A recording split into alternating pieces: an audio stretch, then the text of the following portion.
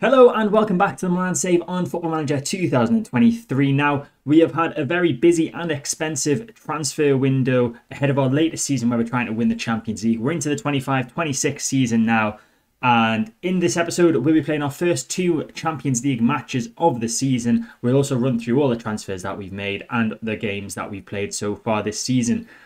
So let's kick things off with an outgoing. So Bartosz Bielek, a man that we signed, and he barely played for us. He played 4 times in all, scoring 1 goal. Just wasn't really good enough in the end. He had potential when we signed him, but he didn't realise that potential with us, and he's been moved on to Espanyol for a fee of £5 million. That's £1 million more than we signed him for from Vitesse, so it's a bit of profit, and hopefully he can go and get some first-team football. Another outgoing is defensive midfielder Thorir Johan Helgason. He's moved to Sheffield United for £4.8 million, which we signed him from Tanana for £3.5 million. So again, a little bit of profit on him. A pretty similar situation to Bielek, just didn't turn out to be good enough in the end. And next up is it's one of our bigger sales. Tommaso Pebega's left us. He's gone to Arsenal. A fee of £53 million, which could possibly rise up to £66 million for the Italian defensive midfielder. The offer came in from Arsenal. He said he wanted to go, and I gave them a transfer value that I thought was reasonable, and I'm quite happy with the amount of money that we've managed to get for him. Another relatively big outgoing now with Moussa Dembele leaving us to go to Chelsea after a couple of seasons with us. We signed him for £19.5 million. We sold him for £28 million. He's getting towards the tail end of his career now. He never really hit the heights. He scored quite a few goals for us, but he was sort of displaced from the team by Marko Lazetic last season. So I felt it was time for him to move on. He's gone to Chelsea. See how he does there. And with all that money coming in, that meant we had a bit more money to spend. So here is Benjamin Šeško. Now, for all of you people that have played Football Manager for a few years at least, you'll know this guy as somewhat of a wonder kid. And we've managed to sign him. £75 million is what he's cost us. But hopefully he can show that he's well worth that price. He's only 22 years old.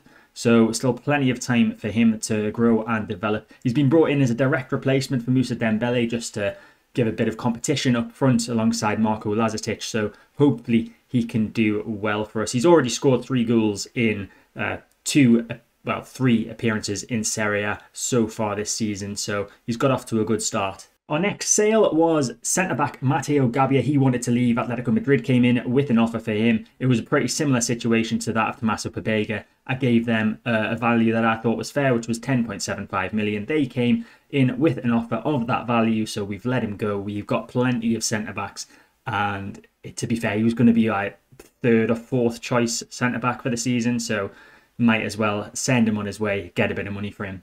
And another man in a similar situation was Datro Fofana. He has been sold to Red Bull Leipzig for £31 million, which could possibly rise up to £33 million. It was a very similar situation. He wanted to leave when he found out that they made an offer for him. I gave them a value that I thought was fair. They accepted. It's the same old story for the majority of these sales of our former first-team players. And with that money from Datro Fofana, we got a direct replacement in the form of Callum Hudson-Odoi. We signed him for £30 million, rising to a possible £32.5 million from Chelsea. The right winger, you can play at left wing as well. He's sort of competent at attacking centre midfield too if we need him, but he will mainly be playing at right wing, challenging with Rooney Bargi for that first team position. Next up, I thought we were lacking a little bit in terms of depth for defensive midfield. It's a position that's very important for us. We've obviously got 2 defensive midfielders in our tactic, and Ryan Gravenberch from Bayern Munich is who we've managed to sign. £35 million for the Dutch national. Another Dutch national that we bring inside, alongside Divine Wrench, of course, who is also a defensive midfielder. But he's getting a bit of a change of position for this year. He's going to be playing as right back mainly this year, which we'll get to reasons why in a little bit. But yeah, Ryan Gravenberch brought in for £35 million from Bayern. He's done all right so far. He's played 3 times, 6.97 average rating. He looks decent. Only 23 years old, so still plenty of room for growth for him too. And it was a pretty good job that we did bring in Ryan Gravenberch, because one of our other backup defensive midfielders, Noel Asako-Nkili, who had been out on loan at FC23 last season and was about to get some big game time this season, decided that he didn't want to stay with us. Dortmund came in for him with an £11 million offer, and he wanted to go. So I've let him go. That's sort of my motto. If the player doesn't want to be here, I don't see the point in keeping them. We'll get a fair fee for them and they'll go off and play for the club that they want to play for. So he's gone off to Borussia Dortmund, and all the best to him. And the final major sale that we have made is Wilfried Singo, the right back. Now, this goes back to why Divine Wrench is going to be playing right back this season. But Singo has gone to Juve for £55 million. Again, same story as all the others. Wanted to leave, gave them a value that I would find acceptable, and they made the offer, and he's gone. So Singo has left us. It's a pretty decent profit that we've made on him, I think. 20 million we signed him for, sold for 55 million, so can't really complain on that front. And Divine Wrench is a more than capable at right back. We've obviously still got Alessandro Zanoli, who is going to be our backup right back for this season too. We also signed a few youngsters as well. We'd agreed deals for these before the transfer window even opened, but Alessandro Scavoni is one of them that I'll show you right now, because he's probably going to get some game time for reasons that will become clear a bit later in the episode. He's been signed for £8 million. I can't remember where we signed him from Basel. Yeah, we signed him from Basel. He's a right back and a centre back. He looks pretty decent. He's got decent potential for the future, but he's also got pretty good attributes already. So yeah, he's going to be thrust into the action due to reasons that are beyond our control. So after a pre-season which contained 3 friendly victories over Liverpool, Juve and Club Brugge, and a draw against Arsenal, we started the season away from home at Torino. We gave debuts to Gravenberch, Hudson-Odoi and Benjamin Sesko in this game. And Vignato started this one in place of De Ketelaere, who was still recovering from pulled knee ligaments that kept him out for a few games at the start of the season. And it was that man, Vignato, who actually put us into the lead just before the 20-minute mark, getting a goal from a Theo Hernandez assist. And then Benjamin Sesko looked like he had given us a 2-goal lead and a debut goal on the 26th minute, but it was disallowed for offside. Lazetic came off the bench with 30 minutes to go for Benjamin Sesko and managed to score a header with 18 minutes left to put us back into the lead after Guirassy had equalised for Torino just before half-time. When we hit the woodwork an amazing 5 times in this match, so we really should have scored more than just the 2 goals, but we still got the victory, a good way to start the season. Then in the gap between the Torino game and this game against Cremonese, Divine Wrench got injured. He is out for 2 months with a fractured lower leg, so Zanoli would have to come in for him in this game at right back. Lazetic got a start replacing Benjamin Sesko after Lazetic scored in the last game and Sesko didn't. It was Afena Gian who got Cremonese off to an unexpected good start as they took the lead on the 13th minute, but Vignato came up with a very quick equaliser from a Callum Hudson-Odoi assist to get his 2nd goal in as many games. Benjamin Sesko came off the bench at half-time and got us into the lead on the 59th minute as he headed in an Ismail Benessa corner. Sesko scored another header not long after that to make it 3-1. Sesko was involved again as the original goalscorer for Cremonese, Afena Gian, fouled him and got his 2nd yellow card to get sent off and send Cremonese down to 10 men. Gavea got his name on the score sheet as he pounced on a defensive error to go on a bit of a solo run and place the ball past the keeper on the 83rd minute. But then disaster struck for us on the 88th minute after we'd made all of our substitutions. Zanoli, the right back that had come in to replace Divine Wrench, picked up an injury which it turns out is a twisted ankle and will keep him out for 4 weeks. And it meant that we had to play the rest of this game with 10 men, so it was 10v10, but we did manage to win it 4-1. The only issue, like I say, is we're running out of right backs, so that is why Scavone is more than likely, I'm pretty sure, pretty confident, he's going to be playing in both games this episode. So the youngster getting thrown right in at the deep end because of injuries. And then ahead of this game, the injury bug struck again as backup defensive midfielder Lucas Gorna-Duath picked up a hamstring strain and would be out for 4 weeks. And this was the first appearance of our young right back, Alessandro Scavone. He got a 6.5 rating, so it was not a great first start, but he is only 17 or 18 years old, so wasn't really expecting to have to play this much this season. Benjamin Sesko put us into the lead on the 16th minute, scoring in the 2nd game in a row, scoring his 3rd goal in 2 games with an assist from Hudson-Odoi once more. We had another injury as Rafa Leao got injured on the 86th minute after once again we'd made all of our substitutions, so we had to play the last little bit of the game with 10 men, but this time we couldn't hold off the opponents from scoring, and Vicino got a very late equaliser for Sassuolo. And unfortunately, one of the substitutions that we'd made was to bring on a young defensive midfielder, Federico Tavanaro, and it was his mistake that led to the Vicino goal and us dropping points for the first time this season. After the game, we found out that Rafael would be out for 4 weeks with a twisted ankle, same injury as Alessandro Zanoli, so the players are dropping like flies. Hopefully we've got enough to cover them. We obviously don't at right back because we've got Scavoni playing, but elsewhere, hopefully we'll be okay. So that takes us nicely into today's games. So it's Champions League football, of course. Our first game is against Shakhtar. I'll show you the rest of the fixtures actually while we're here. So we've got Shakhtar first, then we've got Arsenal in a tough game, obviously drawing 1-1 with them in a pre-season friendly. We've got Atletico Madrid after that, then Hapoel Beersheva, Dortmund at home, Leipzig, Rennes, and Red Star Belgrade. So some tough games in there. Shakhtar and Arsenal are the games we'll bring in this episode. Obviously the Verona, Atalanta and Frosinone League games will be played off camera between those games. But looking at the other games that are being played in this game week in the Champions League, we've got a pretty big one between Bayern and Chelsea. There's Liverpool against Real Madrid as well, and Man City Barcelona, yet another big one. You'll notice Napoli's name has changed to Parthenope. I'm struggling to fix it. I've done the real name fix. It doesn't seem to be working. Help if you know what I need to do to fix it. Please let me know. PSG Arsenal, that's another big game. No Karabag in the competition this season. I kept an eye on them. But they got knocked out in the qualifying rounds by Jablanek, who are playing against Red Star Belgrade today. So we'll transfer our support over to Jablanek, the Czech side, and see how they can do this season.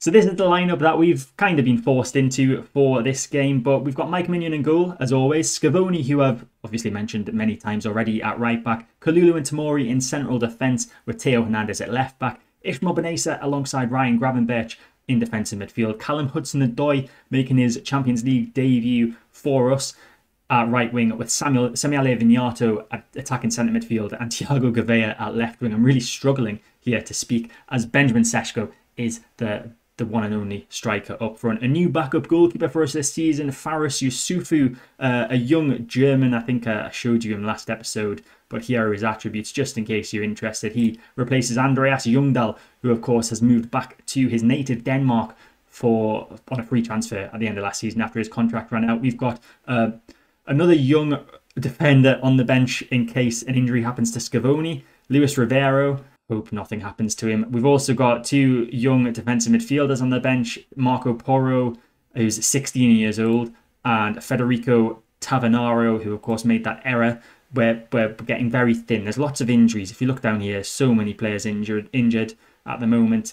Rooney Bargi coming back to fitness, not yet ready. It'll be an interesting battle between him and Hudson-Odoi for the right wing spot this season, as it will be with Marko Lazetic and Benjamin Sesko up front. But enough talking. It's time to play our first Champions League game of this season, and hopefully we can continue where we left off in the league stage of last year. Not so much that knockout round game against Liverpool. It's Sudakov. The ball's been played through to him. Sudakov's through on goal. Is this going to be a great challenge, or is he going to go around the keeper? It's blocked eventually, I think, by Kalulu. Thankfully, as Shakhtar nearly got an unexpected early lead there. Free kick for Shakhtar, and they seem to be on top of us in the opening 15 minutes or so here at the San Siro. It's Macon who is going to take this free kick from a very central area. And it's saved by Mike Mignon and cleared eventually by Alessandro Scavone. And the chances keep coming for Shakhtar. I don't know what's happening to us here. The ball is into Sikan, and that goal has been coming. Danilo Sikan with the opener after 16 minutes, and we're 1-0 down to Shakhtar Donetsk. Okay, possible chance for us. Benessa with the free kick towards the back post. Sesko's there with the header, and we've got the goal. Our first chance of the game, but the referee is looking like he might be interested in disallowing it. He's consulting with VAR. They're checking for an offside. I think it's going to count though, and we'll get the lines here, and you can see he's just onside, Benjamin Sesko. So his first Champions League goal for us comes against Shakhtar Donetsk in a game that we have been on the back foot of for the majority of it, it seems, from at least what I've seen. Fikayo Tomori, now Benessa, forward to Sesko. Now Callum Hudson-Odoi, great touch. Hudson-Odoi with the shot, and we've turned the game around. Callum Hudson-Odoi with an excellent finish. His first goal for us, I believe. He's got a lot of assists so far this season, but that was, in fact, his first goal. We've turned the game around in the space of 3 minutes. 2 of our new signings as well involved. Benjamin Sesko getting that first one, and now Callum Hudson-Odoi. Sesko with the assist for this one as well. Great touch from Hudson-Odoi to trick the defender into moving forward and just finding himself some space and firing it past the Shakhtar goalkeeper. I'm slightly more relaxed now, but still a little bit concerned at how many chances Shakhtar have had so far in this game. Konoplia running down the right-hand side. Teo's lost his head. He's done it again. I don't think he did it this last season, but he's definitely done it the seasons before, and Theo Hernandez is back to his old ways of just sliding in, lunging and scissoring at people for no reason at all, and we've got an issue now. We're going to have to sacrifice one of our attacking players. We're going to sacrifice Gouveia, so we're going to move Hudson-Odoi to left wing. Vignato's going to go right wing. Gouveia will temporarily drop to left back, but then we're going to move Kalulu to left back, and we'll bring Mattia Vitti on for Gouveia. So we've sort of been dropped in it a little bit here by Theo Hernandez. Now Matvienko down the left-hand side, trying to take advantage of the youngster at right back that we have, and he goes past him. There's a man come across to cover him, but Matvienko's still on the ball, plays it to Macon. Inside once more to Sudakov. Sudakov with the shot, it's off the post, stands there, it's going to fall in, it's going to drop in. Terrible defending from us once again. Sikan with the goal. The referee is going to consult VAR once again, but it looks like Danilo Sikan has got his and Shakhtar's second goal of the game. Indeed, it has counted. It was Macon who played the ball across to Sudakov. Sudakov with the shot, curling effort, and Sikan just managed to get there ahead of Tamori, I think that is. And Shakhtar on the attack once more to Matvienko with a ton of space on this left-hand side. Matvienko now with a chance to get a ball into the box. Does so towards Sikan for the hat-trick. It's a good save from Mike Mignon. Sesko's pounced on a defensive mistake. It's Benjamin Sesko. And against the run of play, we've got back into the lead. I wasn't expecting anything to happen from that. That was straight from the goalkeeper's hands after Shakhtar just had that chance. I think it was Hudson-Odoi again with the assist. So Kalulu played it forward to Hudson-Odoi, who was very deep on the left-hand side. Ball played up. I didn't think this was going to come to anything. Marlon Dingle maybe? Definitely played like Marlon Dingle would there. Sesko, though, pouncing on that mistake from the Dingle and getting us back into the lead. So just a few minutes left. Not going to make all of my changes because I've been bitten by that already in the past few games. But we are going to take Hudson-Odoi off. He looks absolutely knackered out there. We will bring on Bargi for a little bit of a run out to get him some fitness. Bring on Lazatic for Sesko. I know he's on a hat-trick, but needs a bit of a rest. And we'll bring on Alban Laplod for Sami Vignato. He's a Belgian striker, but he can't play attacking right midfield. He looks very decent for 18 years old. So I think we signed him a few years ago, but he's been out on loan somewhere. Ball forward to Pierre Kalulu. Obviously playing at left back now. Inside to Rooney Bargi, but Kalulu gets it back. Back to Bargi. Bargi with the ball in. Lazatic! And we've got a 2-goal advantage. Marko Lazatic with the goal, and what is hopefully going to confirm our victory, as long as the referee doesn't disallow this, for offside. We've had 3 goals go to VAR so far today. Are they all going to have counted? No, they're not, because this one has been disallowed for offside. Marko Lazatic not going to get his second goal of the season. Just offside, Marko Lazatic. But there is the full-time whistle. We've somehow managed to hold on, despite being down to 10 men for half of the game. We've managed to win 3-2 at a very difficult game against Shakhtar Donetsk. Not one I was expecting to be hard, but we've got through it. So elsewhere in the Champions League in this game week, Jablonec picking up their first point against Red Star Belgrade. Obviously a team that we'll be playing against, Red Star Belgrade, later in our Champions League campaign. Bayern and Chelsea playing out a 0-0 draw. Liverpool and Real Madrid drawing 1-1. Man City losing 2-0 to Barcelona with goals from Gavi and a very, very old Robert Lewandowski. How old is he now? He's 37 years old. Still scoring in the Champions League though. Olympiacos absolutely battering Malmo by 8-2. They are surely top of the league table. PSG beating Arsenal 2-1. We've got Rangers winning 1-0. Wolves, who are surprisingly in the Champions League. That's because England picked up one of the extra 2 spots in the Champions League for... Was it fair play? Is it fair play? Might be fair play. It's either fair play or ranking coefficient, something like that. But Wolves got into the Champions League as England's 5th team. So all of those results leave the league table looking like this, with Olympiacos a surprising early front runner in first in the league. We've then got a lot of teams that you wouldn't have expected to be up there. Benfica, Wolves, Villarreal are in there. A bit further down, we're in 11th.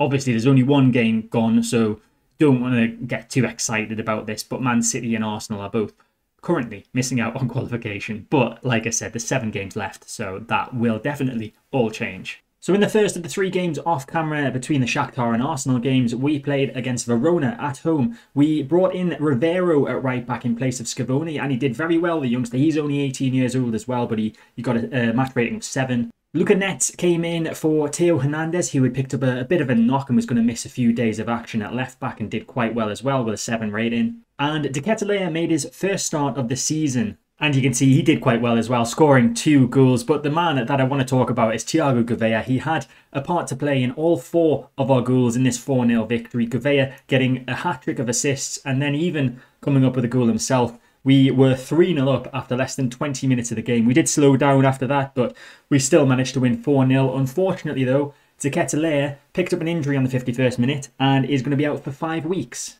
He's damaged his knee cartilage, so Sami Vignato is going to be back into the starting lineup for the foreseeable future. Very unfortunate, given this was De Ketelaere's first start of the season after already being injured, and he played so well in this game, but I don't know if it's something to do with the new update, but there seems to be a lot of injuries going around.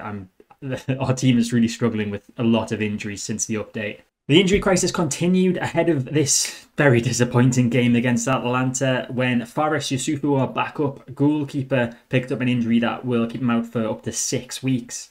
So Rivero continued at right back, the youngster, for this one. Good news in the fact that Zanoli returned to the subs bench for the first time since his injury, and Rivero, unfortunately, the worst performing player in this overall disappointing performance from us. A 6-0 defeat to Atalanta, a very, very disappointing result. We played quite a strong lineup as well. The only weakness really is Rivero at right back. We rested Fikayo Tomori for this one as well, bringing in Mattia Vitti, but Vitti didn't have a great game. The entire back line, very poor, and our attacking line, not great either. Only Gouveia getting anywhere near a 7 rating. It's just one that we're going to have to put down to a bad day at the office. Atalanta dominated. They were very good value for their victory.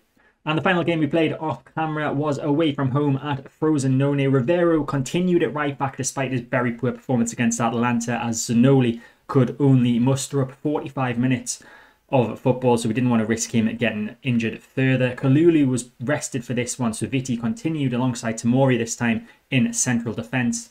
Theo returned to the side for Luca Netz because Theo is going to be suspended obviously for the Arsenal game, so we wanted to keep Luca Netz fresh with that game in mind. And Wilgo Marchage came in for Ryan Gravenberch at defensive midfield because Gravenberch was in need of a rest as well. We took the lead thanks to Sami Vignato on the 48th minute. And it was Rooney Bargi who managed to get the assist for this one. He came on for Thiago Gouveia at left wing at half-time, and it didn't take too long to have an impact on the game. But unfortunately, we couldn't hold on, and Casso went and got an equaliser for Frosinone with 15 minutes to go. So some more dropped points, but a better performance overall. We did dominate this game. We just somehow couldn't get the winning goal. So looking ahead to this game against Arsenal. So Arsenal in the last 2 games have beaten Bournemouth 1-0 and Everton 4-0. They're currently sitting second in the league table, 2 points off top of the table, Liverpool.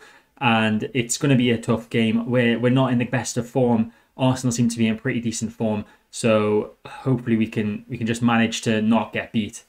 Incidentally, this is how the Serie A table currently stands. So we are down in 5th, which is in and around where we've been most of the seasons that we've been in charge of Milan at this stage of the season. So not too concerned at the minute. We're only 2 points off Inter, who are of course top of the table, and there's only 6 games gone, so still plenty of time for us to get back up to the upper reaches of the Serie A table. So focusing on the Champions League games that are happening in this game week, we are obviously playing against Arsenal at the Emirates, so that's going to be a very tough game for us. In terms of the bigger games that are being played, we've got Barcelona against Juve. Jablonec, the side that we're focusing all our love and attention on now that Karabag aren't in the competition, are away from home at Red Bull Salzburg.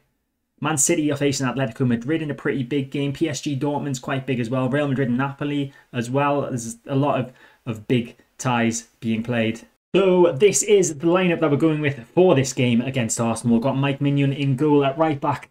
Zanoli is still not ready for a full 90 minutes. We are going to bring him on at half time, as long as I remember. Luis Rivero continuing at right back today, though. Kalulu and Tomori back as a partnership in central defence, with Luca Netz in for the suspended Theo Hernandez at left back. Ishmael Benessa and a returning Ryan Gravenbercher in defensive midfield. Callum Hudson-Odoi is on the right wing. Rooney Bargi in for Thiago Gouveia to make his what might be his first start of the season at left wing. And then Sami Vignato at attacking centre midfield, with Benjamin Sesko up front. As I said, Zanoli on the bench will probably come on at half time. Hopefully we just don't get beat here, because our form hasn't been great. And I'm very concerned that Arsenal are going to make the most of us having a very inexperienced right back, as it seemed Atalanta did in the league game. Although looking at Arsenal's lineup, it looks like they might have an extinct creature playing in their defence, as well as a player called Dodo is in their lineup. So Dodo on the ball, in a very attacking position for Arsenal, plays inside to Odegaard. Tomori needs to win the ball. It's played back to Enzo with the shot, and it's a good save from Mike Mignon very early on here. He's ruled that out very quickly to Kalulu in defence, a bit too quickly for my liking. I think we could have probably let things settle down a little bit instead of encouraging more pressure on us from Arsenal. But Luca Netz is moving forward with the ball now, finds Sami Vignato. He's dispossessed, and Arsenal can work their way forward once more. Gabriel Jesus now on the ball. Inside to Saka. That was a beautiful pass. It's Bukayo Saka. He skips around the keeper, and Kalulu with an excellent clearance there, practically off the line, saving us from going 1-0 down after less than 5 minutes of the game. And this looks like it could be another terrifying game, just like the Atlanta one. Corner kick though. Netz to take it. Can we get in the lead here? Ball played in, and it's gone straight into the arms of Aaron Ramsdale in the Arsenal goal, and he can try and get something built from the back now for Arsenal. Gravenberch, forward to Sesko. Now Hudson-Odoi. The pass was on there, but he's found a pass to Rooney Bargi instead. It's Rooney Bargi through on goal, and Rooney Bargi has scored a goal, his first goal of the season, in what I think is his first start of the season. A brilliant finish from Rooney Bargi. He's come in for Thiago Gouveia today, and it has paid off as we stand. Completely against the run of play from what I've seen so far was an excellent ball from Callum Hudson-Odoi to find Rooney Bargi, and we have taken a surprising 1-goal lead here at the Emirates. So we're 34 minutes in, and Benjamin Sesko has taken a bit of a knock. He wants to come off. It looks like it could be a tight calf, so we're gonna take him off. We've obviously already got a lot of injuries to deal with, so another major one isn't what we want. Marko Lazetic more than capable of being a solid replacement for him, as he showed last season when he kept Moussa Dembele out of the side.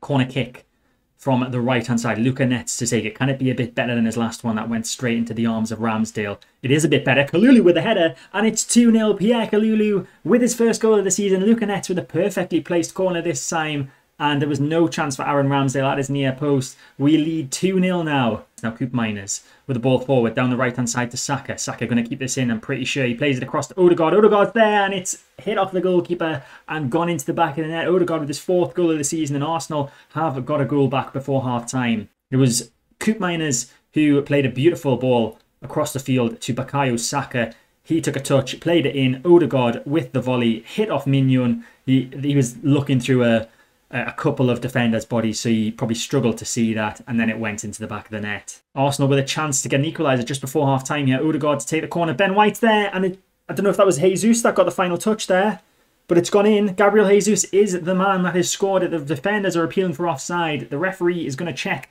with the video assistant referee, but as things stand, it's 2-2 here. We've thrown away a 2-goal lead as the goal has been given. There was Odegaard with the ball in, flick on it in the near post from Ben White, and then Gabriel Jesus with the easiest of headers, as Mignon had already committed himself. Odegaard with the ball across to Saka. Saka could put Arsenal 3-2 up, and he has. It's 3-2. They've completely turned the game on its head in the first half. We were 2-0 up after 37 minutes. And we get to half-time and we're 3-2 down. What has happened? Absolute calamity here. Hudson-Odoi dispossessed by Enzo, won the ball back, then dispossessed by Tierney. Odegaard with a great ball through to Saka. And Saka with a way too easy finish past the goalkeeper. Mignon didn't even look like he tried to save that. So it's half-time, so we are going to make that change that we said we would do at the start of the game. Zanoli is coming on for the youngster Luis Rivero at right back. Tomori's not having a great time of it out there on a 6.4 rating. But Viti and Kalulu didn't have a great time when they were defensive partners last time against Atalanta. So we'll not take him off for now. I think we just leave it at that one change. We don't really have many options on the bench. So only 6 minutes into the second half, and Hudson-Odoi has picked up an injury now. So the injury crisis continues. Thiago Gouveia is going to come on for him at right wing.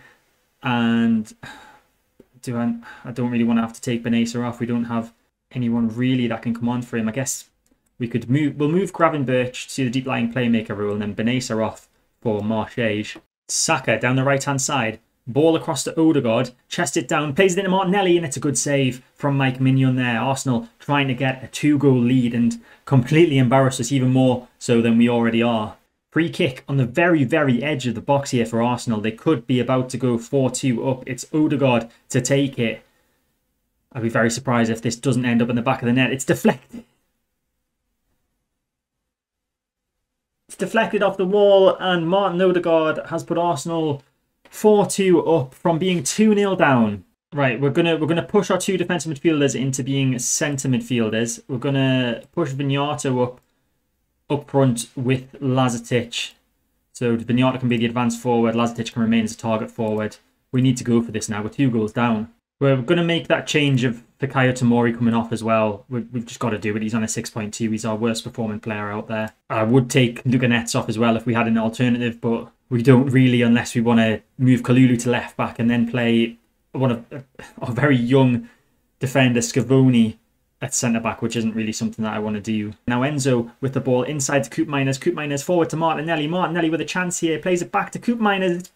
It's like pinball in there. Every time the ball goes in the box, it's like a game of pinball. It's just off every single player in there. As Rooney Bargi plays a lovely ball forward to Lazetic. Can we get a goal in the counter-attack here? It's Marco Lazetic inside to Vignato. Was he onside? Can he finish? It's Vignato. He can't finish. Throw in on the right-hand side for Arsenal, and it's Dodo to take it. Finds Saka. Saka with the ball in. Elliot Elmas is there. And it's 5. Elliot Elmas, a man that they must have signed from Barcelona, because I'm pretty sure that's where he was playing last season. And Arsenal are running away with this. I'm pretty sure we seem to always struggle against the English teams. Knocked out last season by Liverpool. Granted, we beat them in the second leg. Pretty sure we got beaten both games against Chelsea in the first season in the Champions League. And now we're losing 5-2 against Arsenal. And there's very, very little I could do. I could probably get off attacking, but I mean, it's 5-2 already. You probably do need to shut up shop, don't I? We'll see what happens from this. Not that it's going to be our chance. Elliot Elmas skips past our defender there. He's into the box now, Elliot Elmas. Chance to get a ball in. And how has that gone in? I'm sorry. How has that gone in? How are we letting that happen? Not only has he just skipped past all of our defence, got into the box, practically on the goal line. He's been able to pass a ball across the face of goal when the goalkeeper's standing there. And there's a defender there as well. I need to see the replay. Elliot Elmas, down by the byline, plays it across. And Viti just lets Jesus get in front of him. That's terrible defending. Mignon had no clue that Jesus was there either. So that's just, everyone's in the wrong there. That's terrible. We're going to park the bus. We're going to go very defensive. We're switching 2 defensive midfielders back down to defensive midfield. Vignata can go down to attacking centre midfield. Bargi's going to go to right midfield. Gouveia can stay at left wing. I don't want anyone on an attacking role now. Thanks very much. We'll put you all on support. We're going to take Vignato off. I'm going to bring Scavoni on. No, we're not, because I can't make any more subs. So there's the full-time whistle. I can't believe that at one point we were 2-0 up in this game. We've lost 6-2. The second time in 3 games that we've conceded 6 goals. We've got some serious issues in defence at the moment that we really desperately need to sort. So looking at the other games, because we really don't need to focus on our game anymore after what we just witnessed. Juve beat Barcelona at the Nou Camp by 2-1. Chelsea with a defeat against Ajax, who struggled last season in the Champions League, but they picked up a win over Chelsea. Liverpool only managing a 2-2 draw with Villarreal. Man City drawing 2-2 with Atletico Madrid. PSG battering Dortmund by 5-0. Real Madrid winning against Napoli by 2-0. And where are Jablanek? Oh, there are Jablanek losing 3-0 to Red Bull Salzburg. So we'll take a look at what that means for the league table. So we are currently in 16th, which would still be a qualification spot, but obviously not as high up as last year when we went the entire league stage unbeaten. But in saying that, maybe it's a good thing not to go unbeaten in the league stage. Maybe it's best not to peak too soon like we did last season. But currently in the top 8, we've got Olympiacos, who have a 100% record, alongside PSG and Juve, the only other teams with a 100% record. Monaco are in 4th, then Ajax, Young Boys, Rangers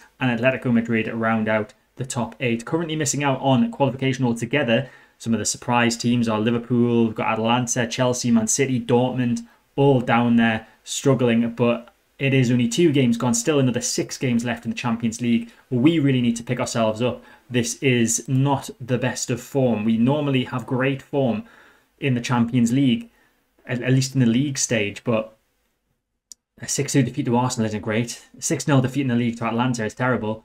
A 1-1 draw against Frosinone and Sassuolo isn't great either, so we're not doing too well. We've got games against Cagliari and Genoa coming up in Serie A. Cagliari currently 8th, Genoa in 12th. Hopefully we can pick up some wins against those two, and hopefully we'll get a few more players back from injury as well.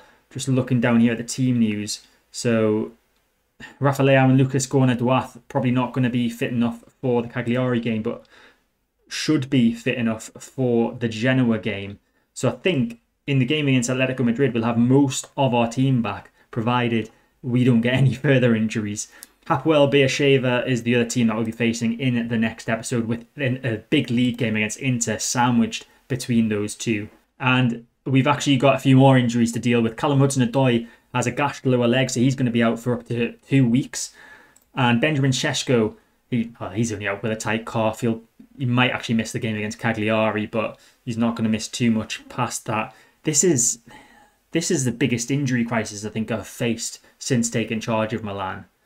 And I'm pretty sure I've seen other people complain about the number of injuries since the update. So SI, you really need to sort this out if this is because of the update, because this is not workable. This is not great. How many of my key players are going to get injured? But that is it for this episode. I hope you enjoyed it. If you did, make sure to hit the like button, subscribe to the channel to get all my content when it comes out. Hit the notification bell to stay notified, and I'll see you next time.